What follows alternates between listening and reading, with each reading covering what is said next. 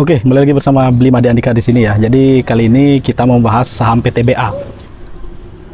Nah, kenapa harga PTBA itu sempat anjlok ya? Selama 2 hari berturut-turut itu hampir 10%. Nah, jadi ini sebenarnya sudah di warning ya dari beberapa bulan lalu. Itu di YouTube juga sudah. Tanggal 7 September kemarin sudah diupload saham PTBA pertama dengan adanya clue yang mungkin tidak mengenakan ya. Jadi berdampak kepada bisa dikatakan performa PTBA yang kali ini kurang ciamik. Dan juga di aplikasi sebelah ya, di TokTok itu juga sudah. Kalau harga coolnya itu naik, saham dari PTBA juga kemungkinan besar itu juga ikut naik. Demikian pula sebaliknya. Apabila harga cool atau harga batubara turun, saham PTBA juga kemungkinan besar juga akan turun. Nah, jadi sebenarnya yang mendasari ini sebenarnya adalah tentang harga cool tetap.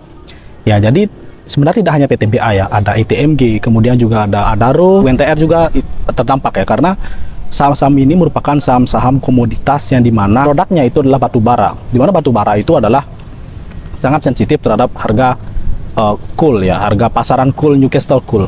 Jadi meskipun dia itu memiliki kinerja yang bagus ya, artinya secara operasional itu tidak ada masalah ya, karena cadangan cash besar, kemudian juga untuk laba juga besar ya, terbukti di tahun 2022 labanya tinggi dan kemudian akan membagikan dividen 20%. Selain itu juga untuk cadangan batubaranya itu juga sangat besar ya, sekitar 3 miliar ton. Kemudian untuk tingkat produksi itu berada di angka 35 juta ton per tahun ya. Nah, bayangkan untuk cadangan batubara sebesar 3 miliar ton tadi itu habisnya itu berada di 100 tahun lebih. Berarti anak cucu cicit yang ada di Indonesia yang juga akan menjalankan PTBA nanti, apapun itu tidak akan kekurangan pasokan batubara ya, karena cadangannya begitu melimpah ya. Meskipun PTBA sendiri itu memasok batubaranya ke PLN dan sudah memiliki PLTU juga yang digunakan untuk end usernya dari si batubaranya itu sendiri, tetapi karena harga saham dari PTBA itu sangat identik ya, identik serupa dengan pergerakan harga Newcastle Coal, ini tentunya secara kasarnya ya nggak usah deh capek-capek menganalisa laporan keuangan, semua akan terlihat jelas di harga Newcastle Coal. Nah, kemarin itu kalau kita lihat secara growth ya, di tahun ini di Q1 2023 berhasil growth ya 18%.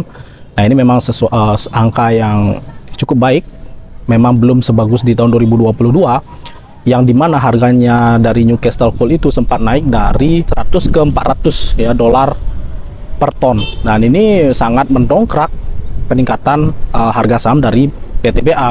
Nah, sebenarnya kuncinya jelas ya. Kalau saham PTBA itu yang kita lihat itu memang dari pergerakan coal. Nah, jika stoknya itu tetap, tetapi harga batubaranya naik, otomatis pendapatannya naik. Jadi pendapatan atas 3 miliar ton cadangan batubara yang ada di PTBA itu kan dihitung sebagai pendapatan.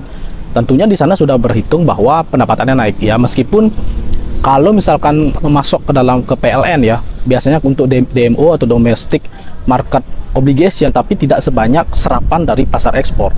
Nah, dengan 3 miliar ton batubara cadangannya, apabila harganya naik dari 100 ke 400 dolar per ton, ini tentunya akan meningkat mengerek pendapatan atau mengerek laba dari PTBA akan di tahun buku 2022, di mana harga batubaranya itu naik gila-gilaan tadi.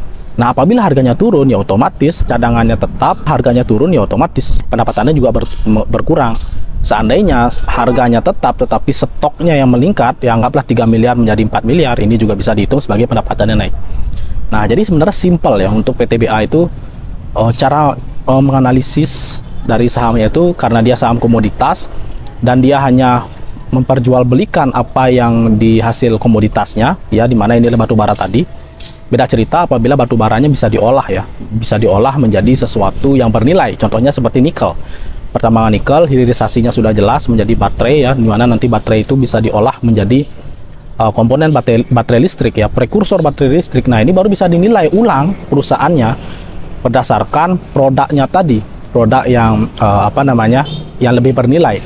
Nah, ini bisa dihitung ulang. Tetapi apabila hanya bahan baku, hanya komoditas yang itu didapatkan kemudian dijual kembali, ya otomatis akan mengikuti harga dasar dari komoditasnya tadi. Nah, jadi seperti itu ya teman-teman ya. Jadi sebenarnya sangat simpel untuk menganalisa PTBA ini.